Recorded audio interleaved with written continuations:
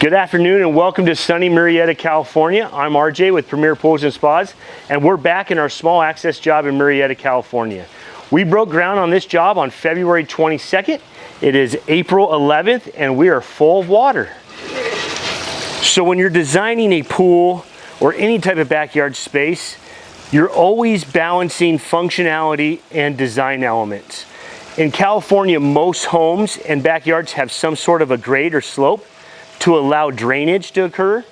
When you're putting in a perfectly flat pool, you have to do something to address that unevenness of elevation.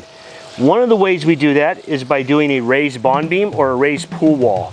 What's cool about that is it also separates the pool from a raised flower bed, and it gives you a spot to add some water features. I love the raised flower bed behind a pool because it allows the space to soften up and feel a little bit more like an oasis or like a resort. The only time I've been to a pool where it's all concrete all the way around is at the city pool or hotel pool or Motel 6. Every time I've been to a resort, whether it's been in Las Vegas or Mexico, there's always greenery next to the pool. And so this really makes the space look more elegant and more like resort living. Some of the other design features I love on this pool is the natural stone that we put on the raised bond beam, the blue tile with the white grout that makes the blue tile really pop, and we did an aqua white pebble interior finish. It really makes the water sparkle. And our pebble installer, one of my favorite things that he does is he puts pebble lids over the drain covers instead of those old school white big eyesores in the bottom of your pool. We have a similar feature here with our autofill and skimmer lids. I don't know if you remember growing up, there's always that white plastic lid here that was hollow and made a ton of noise, and it would crack and break all the time. Now we do these concrete port lids, and the really cool thing about this is the guy who owns this company is from Temecula, California. All right, I'm back here over at those little port lid things that RJ was talking about.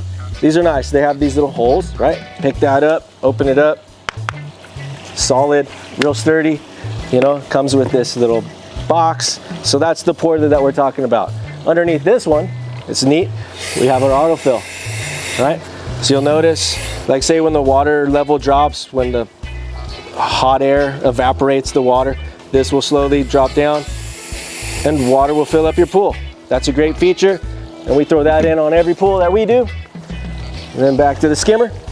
Once again, port lid, right? And this is the skimmer. So a little water suction is coming down there, pulling the leaves from the surface.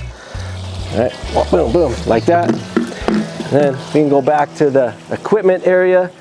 And I said, oh, you could plug some low voltage lights in or drip systems on that outlet that we had over there. So then we always end up running a conduit or drip system lines or whatever we call those.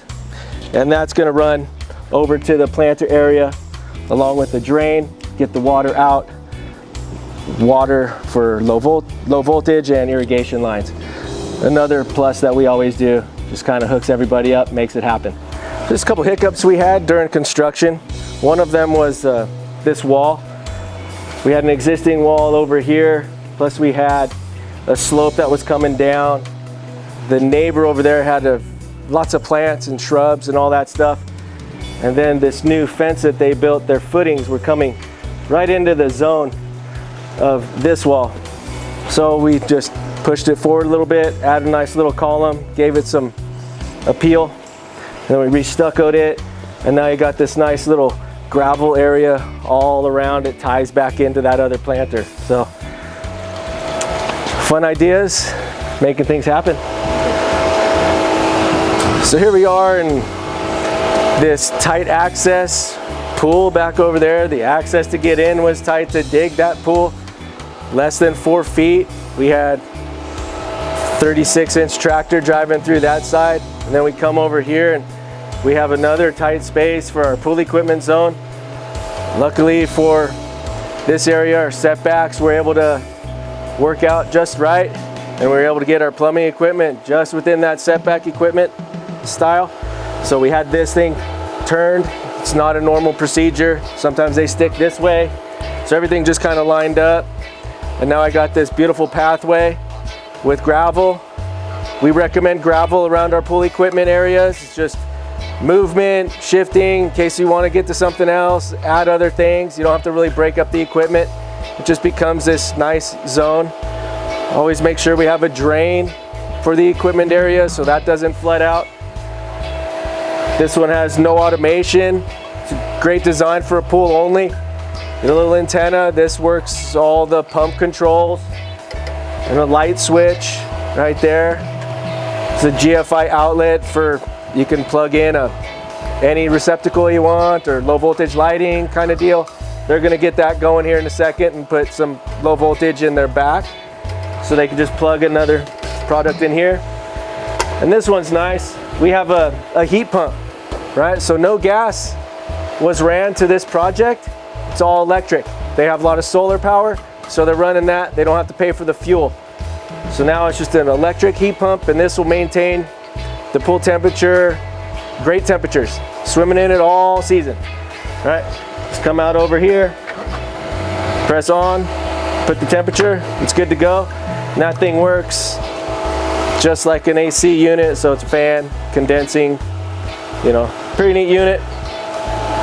So tight equipment space, brought to you by Premier Pools and Spas and our partners, Jandy. All right, guys, you guys like your pool? Yeah. It's awesome. Nice, huh? You guys been playing in it today? Yeah. All right, well, John and I are done, so you guys enjoy your pool. We'll see you later. Bye, guys. Yeah. Whoa! Oh my God. Whoa, whoa, whoa. You okay, man? You okay?